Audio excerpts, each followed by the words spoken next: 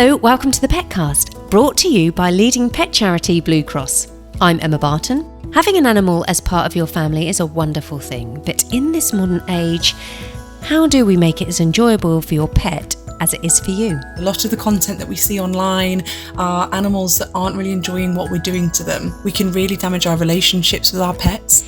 Claire Haynes from Blue Cross's Animal Behaviourist team is back with us to talk about the good and less so good elements of social media and how to respect our animals as individuals. Plus, the multi-talented Penny Lancaster is here to talk about life with kids, dogs, goats, and a rock and roll superstar. Whenever the kids are looking for me, my husband or whatever, they find the dogs and they know I'm not far. And this is what we do on the Petcast, have candid conversations around the big issues facing pet lovers like me and you, with some of the UK's leading pet experts who are on hand to give us their best tips, tricks and guidance.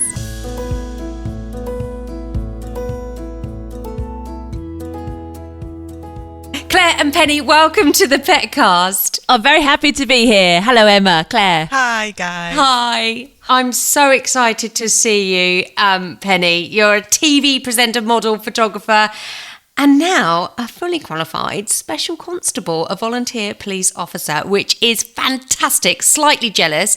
Also, how gorgeous you must look as a police officer. I'm super excited. Tell us all about that if you don't mind. Not really. I have my hair completely scraped back with a sort of policeman's hat on, or police officer's hat. Yes. So I'm not recognised, so that's quite cool. Oh, it's wonderful. I'd like to sign up, but I don't think I'd be allowed. Why not? No. You know, as a special, it's part-time. You know, you have to do 16 hours a month. So, you could squeeze that in, I'm sure. Squeeze that in between working in a Minute Mart in Walford. We're here, really. I mean, this podcast is all about pets. Penny, tell us about the pets that you have at home. Well, I have two gorgeous dogs that don't leave my side. I can see one of them behind you. Bubbles and Lily. So Bubbles is 8 and he's a Cavapoo, King Charles Cavalier and a Poodle mix.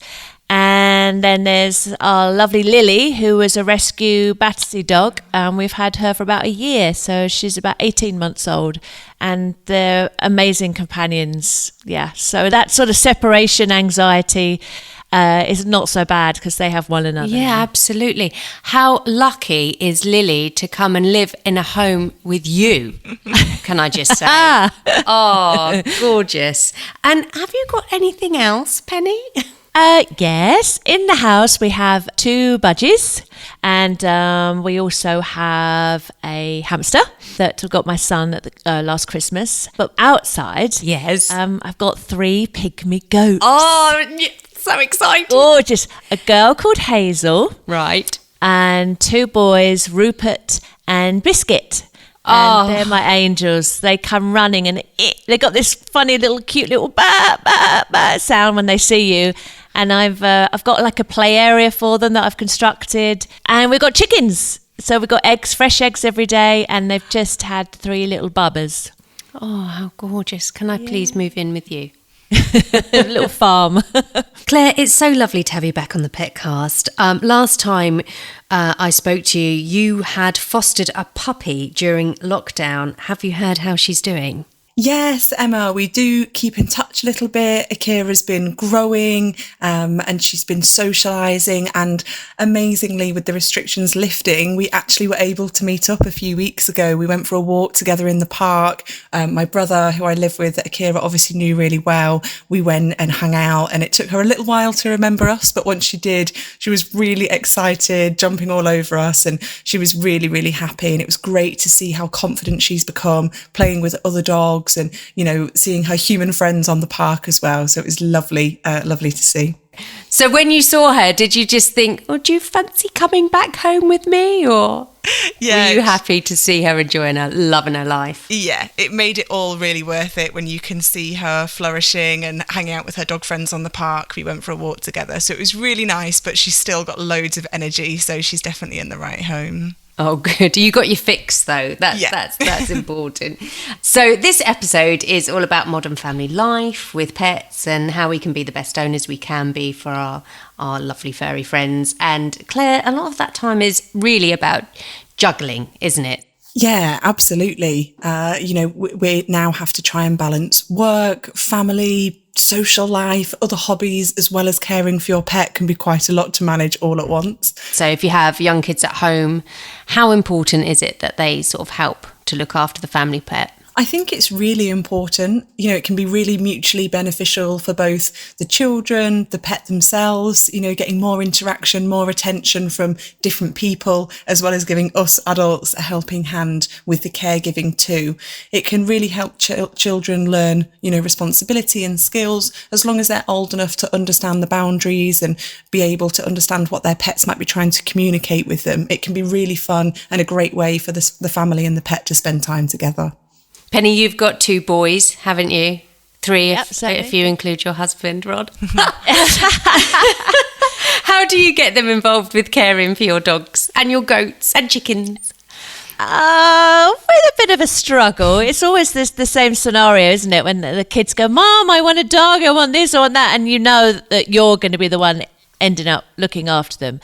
What they're good at is playing like tennis with the dogs, or throwing the ball, using the racket, going for runs outside. So when there's fair weather, they're quite happy to get involved, or even throwing a ball around indoors, play football with them. And Aiden, my 10-year-old, often plays little tricks, not little tricks on the dogs, but teaches them tricks. So whether it's to sit or fetch or roll over, that kind of thing, so he gets quite engaged with that. He likes the idea that he's a dog trainer. Oh, and it must make you very proud to see them, that they have a nice bond with the animals, because you're so right. I mean, I was one of those typical annoying child that would hammer on to my parents that I need a dog or I want a pet and everything like that. But you're right. You've just got to have that knowing that, they're not toys. You've got to sort of help me, by entertaining or feeding and walking. I mean, is there an ideal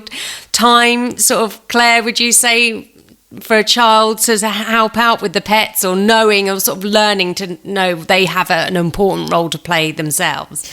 So it would totally depend on the pet, really, the pet's preferences, their age, what they enjoy, and on the children as well. So some children, will really enjoy that responsibility, be able to understand what is and isn't appropriate for that pet. So the timing really is just whenever your child is able to take on that responsibility, respect their pet's boundaries, and also that your pet's comfortable as well. But if that happens at a young age for both, then that's fantastic. The UK government is going to formally recognise the sentience of animals in law. Could you please tell me what that means? So this is really fantastic news. After a really, really long time, the government is finally officially recognising that the animals that we share our lives with are sentient. That means they're emotionally complex, that they feel emotions such as pain or joy, and that therefore, everything going forward in terms of laws and policies has to take that into consideration. So future, laws and new processes have to recognise the fact that animals can experience those emotions. So it sounds like something we've known for a very long time, but it's brilliant that it's going to be legally recognised. It's really great news. Oh, I'm absolutely thrilled. Hallelujah for this, because they are our lives. Let's talk about social media, because it's such a huge part of our lives now, isn't it? Claire, we'll get onto the negatives because there are a few, but later on. But social media has been a real help for pet owners, particularly during the pandemic. Yeah, for sure. At a time where we had to stay at home, we weren't able to connect with other people, friends, family. Social media is a platform, where you don't need to be there in person to keep up to date, to share nice pictures, and to communicate with people, chat with people. So it's definitely been really beneficial for a lot of people, and something that's helped us feel less isolated. I'm quite terrible. I people really probably get so bored of my Insta pages because I'm just constantly putting pictures of Poppy or us on our walks. Do you do the same, Penny? I do. They're like our children, aren't they? I know. And they're much more obedient. They don't answer back. And do yours pose for a picture? 'Cause Oh my God, do they? do they? They know. Even when I'm taking a photograph of a tree or a flower, they kind of come into the shot, say, photobomb it. okay. Photobomb, yeah. And they, go, right, you sit there, and they just know the thing, like know what mum is up to. I've always got my camera out, so yeah, they sit and pose and change their head directions, give a bit of different angle. Oh, I love it. They know you're a professional photographer. That's why they know exactly what to do. Mine, on the other hand, she knows when that my phone comes out. And I'm trying to take a picture of it. She hates it. She's like, don't pap me, please. Yeah, she just doesn't like it. But I have caught her doing a fantastic thing, actually. Only a few months ago, I had a box, a delivery, and it was a cardboard box. And she got in the box, and I managed to capture it on video and upload it. And it got a lot of views, actually. But this is it, isn't it? Social media is so positive in such wonderful ways at times, especially for us that want to show off our animals. And you've got all the Facebook support groups and hashtag dogs of Instagram, hashtag cats of Instagram, and I follow hashtag anything Parson Russell Terriers. I mean, it does have its benefits, doesn't it, I guess? Yeah, 100%. As we know, it's been really isolating over the last year or so, and people perhaps haven't been able to go out on walks, with other pet owners, or perhaps they've not been able to socialise their dog if they've got a dog, and catch up with other people. So that online community, it can be a great place to feel less alone, or share your experiences with your pet, or especially if you've got a new pet, how things have been going, and getting to know other pet owners can still be done virtually. Any tips for taking, a great picture of your pet? Like I said, she's quite camera shy. So treats in hand? Treats in hand's a great idea. So sometimes you might need assistance because you're kind of be juggling with the camera and the treats at the same time. And when you're treats, the dogs are going to come to the treat. So you've got to kind of time it that the treat's available, but only if they behave well. But I think if you've given them the walk and given them the treat at the beginning, and they're a little bit more worn out, then I think kind of better off getting a picture then. But finding a shaded spot, because I think a lot of animals suffer in the heat and they don't be stuck in the sun. Plus it's sort of, the light is better in the shade. I always find people have more trouble photographing dogs that are dark, because they end up just one big black blob. So it's a case of getting the right lighting on them from the front. But yeah, I'm lucky. Did you hear that, Poppy? You've got to get your lighting right. I'm lucky. My two just love the camera, and they'll sit perfectly posed. They've even sat in Christmas hats and quite happily, Brilliant. Okay, Claire, so we need to talk about a slightly more disturbing trend of pets being used as props in social media pranks. Can you tell us a bit more about some of the things we're seeing? Yeah, there's a lot of new things happening, like we were just talking about, perhaps in a bid to keep ourselves entertained and make ourselves smile. Some of the things that are happening are things like there's a biting ear, kind of trend. So going up to your animal and sort of pretending to bite their ear, but perhaps when they're resting or sleeping. So people following that trend and that hashtag have been posting those videos. A lot of animals are unprepared for that, especially if it's an unfamiliar animal or a new pet that you've recently got, putting your face right in their face and doing something that's really out of character. Also, as it is social media, very often we have to take lots of videos or pictures to get quite the right one that we want to share. So, repeating that over and over again as well to get the right take can be putting a little bit more pressure on our animals. And other things that we might be doing for these videos that are not really natural or normal, such as people winding their animals up or grabbing them, poking them. Other ones that we've seen are people whose pets perhaps are uncomfortable with certain things. For example, a dog that maybe uses aggression in certain circumstances, that they might sort of provoke that reaction to post it and to share it. Things like seeing how your dog reacts in certain situations, such as taking things off them, maybe their food or their toys, or feeding them spicy food to see how they react.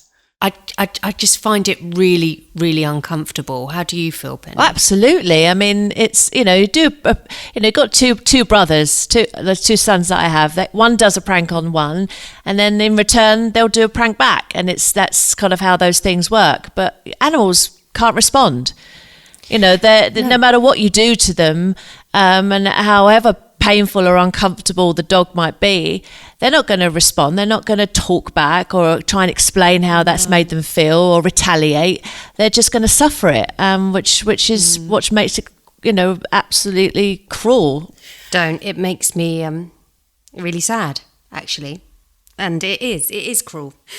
Please stop it. Claire, what are your main concerns about this trend?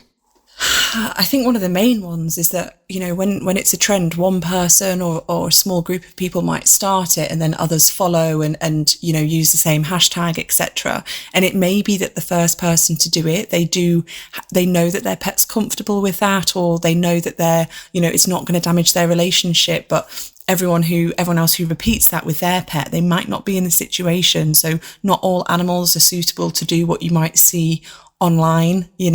Sometimes it can feel like that social media presence is more important than our relationship with our pets. Trust is the most important thing, and what we'd really like to see is content that promotes the trust that we have with our animals, that shows examples of happy animals or dogs doing cool things that make them happy, to show what can be achieved through a positive reward-based relationship with your dog. We want to sort of set trends that inspire future pet owners based on positive relationships.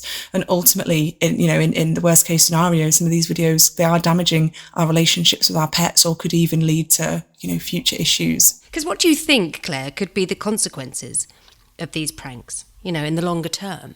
Part of my role is to be, hopefully expert in understanding body language. And a lot of the content that we see online are animals that aren't really enjoying what we're doing to them. So ultimately, if they're communicating with us that they need more space or that they're worried, we can really damage our relationships with our pets. Where you've built a relationship with your pet and you've built an expectation of the usual dialogue that you have, how you behave with them around food or around resting or around handling or whatever it might be. And then we change that and we do something that's really out of the ordinary, especially something quite extreme, then we could change how they feel about that scenario.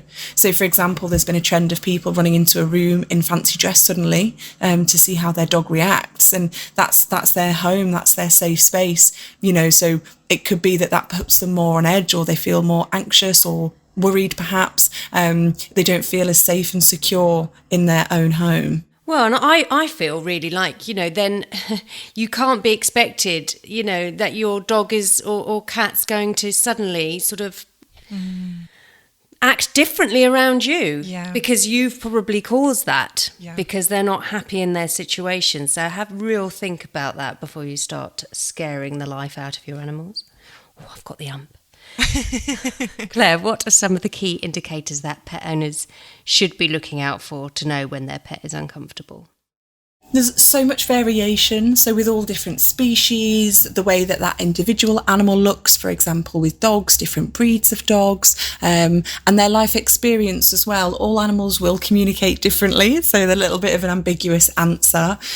If people sort of want more detail, I would obviously there's a lot of information on our website that will provide some more detailed information for the individual species, but a really broad thing would be your animal not wanting to interact. So if you're doing something, they're not engaging, they're moving away, and they're clearly not enjoying it, they're not acting in their usual way, then that would certainly be something that we don't want to be doing with them.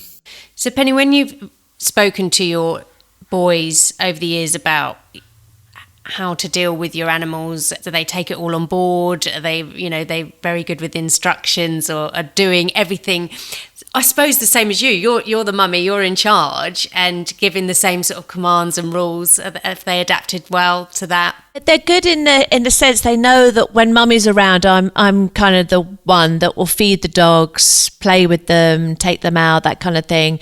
But they know if I'm busy or I'm working, then they're very happy sort of to make sure that they've got their food there, and they do a little playtime. I guess their favourite toy's got to be a tennis ball, and they can sniff those balls out, in amazingly hidden places that we could never find, but they could. Yeah. So the boys will take a tennis racket and play with them outside, and they understand they as much as they enjoy playing, they get to a point where they'll need to rest and to give them a little break, not to kind of taunt them or mess about with them too much, they're to give them their little kind of peace and quiet as well.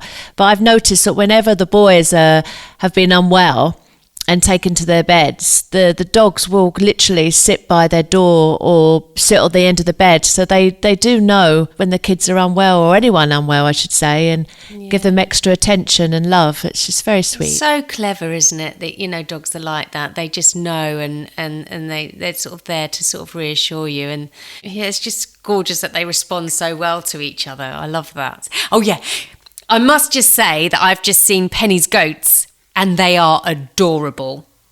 I want to come and visit. Look at me, I'm always inviting myself. They are absolutely adorable.